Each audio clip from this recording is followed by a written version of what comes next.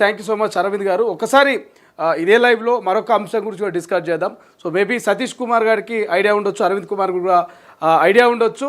ఏదైతే గరికపాటి ప్రవచనాలు చెప్తా ఉంటాడు, మీ అందరికి తెలిసినటువంటి వ్యక్తే. సో ఆయన ఈ మధ్య కాలంలో చేసినటువంటి ఒక కామెంట్స్ ఏవైతే ఉన్నాయో, ప్రభుత్వ బల్లో పెడుతున్నటువంటి మధ్యాహ్న భోజన పథకం కావచ్చు, పిల్లలకు పెడుతున్న కోడి గుడ్డు కావచ్చు, ఇస్తున్నటువంటి పుస్తకాలు కావచ్చు, ఇవన్నీ పెడితే వాడు మరి పెళ్లి కొడుకులా తయారై పడుకుంటాడు తప్ప చదువు ఎక్కడ చదువుతాడని చెప్పేసి ఒక కామెంట్ చేస్తే దాని మీద చాలా చర్చ జరుగుతున్నది. చాలామంది మేధావులు, ప్రొఫెసర్లు, ఇక ప్రభుత్వ అధికారులు, పొలిటికల్లు, అదేవిధంగా సినీ సెలబ్రిటీలు కూడా స్పందిస్తూ ఉన్నారు గరికపాటి వ్యాఖ్యల్ని, కొంతమంది విమర్శిస్తూ ఉన్నారు. సో ఈ వేదికగా ఈ అంశం కూడా డిస్కస్ చేద్దాం అనుకున్నాం. సో ముందరగా సతీష్ మాధవ్ గారు ఏం చెప్తారు? గరికపాటి గారు మరి ప్రభుత్వ బడిలో చదువుతున్నటువంటి పిల్లల మీద, మధ్యాహ్న భోజనం మీద, ఇస్తున్నటువంటి కోడిగుడ్డు మీద చేసిన కామెంట్స్ను మీరు స్వాగతిస్తారా? గరికపాటి నరసింహారావు గారు అంటే గౌరవం. ఆయన మన ప్రవచనాలు చెప్పింది. ఆయన ప్రవచనాలను మనం పూర్తిగా గమనిస్తే ఆహారపు అలవాట్ల మీద ఎక్కువ మాట్లాడుతారు. మిరపకాయ బజ్జీ తింటాడు ఒకడు. ఆ యొక్క పప్పుతో చేసిన బజ్జీని తింటాడు, మిరపకాయని పక్కకు పడేస్తాడు. మిరపకాయ బాధపడుతుంది. మిరపకాయ నవలాలంటే దమ్ము ఉండాలి, ధైర్యం ఉండాలి. మిరపకాయ బజ్జీ తినతోడు దాని ఖాళీ బజ్జీని తింటాడని మిరపకాయ తిన్నాడు అని చెప్పేసి అని దాన్ని, అదే రకంగా రోడ్ల మీద అమ్మే పానీపూరిని, అదే రకంగా రకరకాల ఆహార అలవాట్ల. ఇంకొక గొప్ప విషయం ఏంటంటే, శ్రీకృష్ణుడు శ్రీరాముడు ఇద్దరు దేవుళ్ళు, వీళ్ళు క్షత్రియులు, వీళ్ళు మాంసం తింటారు అంటాడు ఆయన. దీని ఎంతమంది ఒప్పుకుంటారు? ఆయన చెప్తాడు బ్రాహ్మణ్స్, ఆయన అయ్యగారు. వాస్తవానికి శ్రీకృష్ణుని శ్రీరాముని క్షత్రియులు కనుక వాళ్ళు మాంసం తింటారు. మాంసం తింటారు, బలంగా ఉంటారు, వాళ్ళు శక్తిమంతులు కావాలి, బలంగా ఉండాలి, యుద్ధం చేస్తారు వాళ్ళు అని చెప్పేసి అని మాట్లాడారు. ఈ మాటను ఎంతమంది ఎక్కిపిస్తారు? అదొకటి. ఆయన చాలా మాట్లాడుతూ చెలోక్తులు ఇస్తుంటాడు. అతని యొక్క వాక్యాలు వింటున్న ప్రేక్షకులందరూ కూడా సప్పట్లు కొడుతుంటారు, నవ్వుతుంటారు కామెడీగా. అంటే అవన్నీ నవ్వుతున్నప్పుడు ఇతను కూడా ఉత్సాహం వచ్చి ఈయన ఇక మధ్యాహ్నం భోజనం గురించి మాట్లాడారు. మధ్యాహ్నం భోజనము చేయడానికే పిల్లలు బడికి వస్తున్నారు, భోజనం కోసమే వస్తున్నారు, గుడ్డు కోసమే వస్తున్నారు. గాడిద గుడ్డు ఏందండి? గుడ్డు ఎందుకు పెడతారు? భోజనం ఎందుకు పెడతారు? వాడిని ఇంటికాడ నుంచి టిఫిన్ తెచ్చుకోమని, బడి చదవకూడదు అనుకుంటే చదువుకో మానేయమని, ఇంకెవడన్నా వస్తాడు బడికి.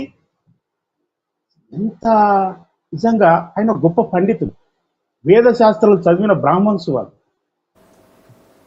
అంటే వేద పాఠశాలలోకి వచ్చే పిల్లలకు చదివే, బడికి వెళ్ళేది పిల్లలే. కానీ ఆ బడికి గవర్నమెంట్ స్కూల్కి పోయే పిల్లలు ఎవరు? వాళ్ళు నిరుపేద పిల్లలు, ఎస్సీలు, ఎస్టీలు, బీసీలు, ఓసీలు. బాపన కులంలో ప్రైవేట్ స్కూళ్ళలో చదివిన పిల్లలందరూ కూడా గవర్నమెంట్ స్కూల్లోకి వస్తారు.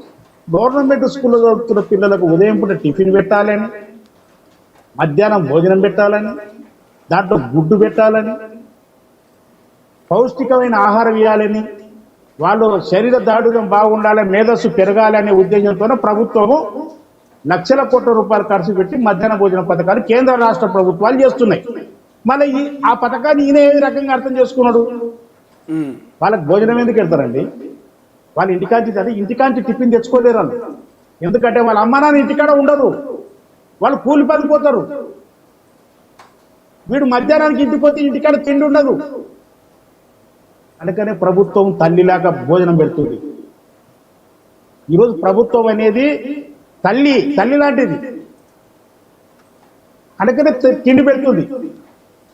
ఇంటర్మీడియట్ చదివే పిల్లలు, డిగ్రీ చదివే పిల్లలకు కూడా మధ్యాహ్నం భోజనం పెడుతున్నారు. ఎందుకొరకు? వీళ్ళకి ఇంటికాడ తిండి ఉండదని. వీడి కాలేజీ నుంచి ఇంటికి వెళ్తే మళ్ళీ తిరిగి కాలేజీకి రాడని, డ్రాప్ అవుట్ జరగదని ఖచ్చితంగా ఆ ఉద్దేశంతో పథకం పెడితే, ఈయననేమో చిన్న పిల్లల్ని పెళ్లి కొడుకు భాషలో మాట్లాడి తిననీకనే వస్తున్నారు. నేను మన గరికపాటి నరసింహారావు గారికి నేను ఒక సలహా ఇస్తున్నా. ఆయన ఒక మాట మాట్లాడండి తెలంగాణ ప్రభుత్వానికి, ఆంధ్ర ప్రభుత్వానికి. నా వీడియోలు మీరు చూస్తారు, మీరు మధ్యాహ్నం భోజనాలు పెట్టకండి, సో ఇష్టం ఉంటే బడికి వస్తాడు, లేకపోతే లేరు వాడు. కానీ చివరిలో అదే గరికపాటికి ఒక మాట అన్నారు, ఈ పొలిటికల్ లీడర్లు ఓట్ల కోసము ఎన్నికల్లో మళ్ళీ గెలుపు కోసము ఈ పథకాలను పెడుతూ ఉంటారని పొలిటికల్ లీడర్ల మీద ఒక సెటరికల్ వాడు కూడా నేను ఒక మాట చెప్పు, పొలిటికల్ లీడర్ ఏ ఉద్దేశంతో పెట్టిండో తర్వాత విషయం, కానీ పేదోళ్ళు కడపైతే వాడు బడికైతే వస్తుంది. కానీ దాన్ని వెటకారంగా ఏం మాట్లాడతాడు ఆయన, ఆ భోజనం కోసమే బడికి వస్తున్నా అంటాడు. ఇంత పెద్ద తప్పండి. అసలు యూనిఫామ్ గురించి మాట్లాడతాడు, ఉచిత పుస్తకాల గురించి మాట్లాడతాడు, ఉచిత యూనిఫామ్ల గురించి మాట్లాడతాడు. ఆయన మాట్లాడే మాటలకు అందరు సప్పట్టు కొడుతురని ఇష్టం వచ్చినట్టు మాట్లాడతాడా? అది తప్పదు. అయ్యా నరసింహారావు గారు, మీ మాటలు వెనక్కి తీసుకోండి. పేద వర్గాలకు పెడుతున్న పథకం అది, పేద వర్గ పిల్లలు చదువుకోవాలని పెట్టిన పథకం అది. ఇంకా కావాల్సి ఇంకొకటి మీరు చెప్పండి, మీరు నిజంగా అన్యులు కనుక పెద్దలు కనుక గుడ్డుతో పాటు నెయ్యి పెట్టండి అను. మీకు నెయ్యి లేకపోతే ముద్ద దిగదు కదా అయ్య గారు. నెయ్యి లేని మీకు బుద్ధ ఓదు నోట్లకు. మీరు సాంబార్లు గుమ్మడికాయ సాంబార్ రాతారు, మీరు అవి పెట్టమంచి. ఎందుకంటే మీరు జ్ఞానవంతులు కావడం, మీరు తెలివివంతులు కావడం. మీరు నెయ్యి తింటారు, మీరు పప్పు తింటారు, మీరు మంచి పౌష్టికాహారం గల తిండి తింటారు. అదే తిండిని ప్రభుత్వం పెట్టమని చెప్పు. అది కానీ ఆ తిండి మీద వాడు ఏడడం ఏందండి బాబు? మీరు క్షమాపణ చెప్పండి దయచేసి. అరవింద్ కుమార్ గారు, మీ రియాక్షన్ ఏంటండి? సో సతీష్ మాది గారు ఒపీనియన్ చెప్పారు, బట్ గరికపాటి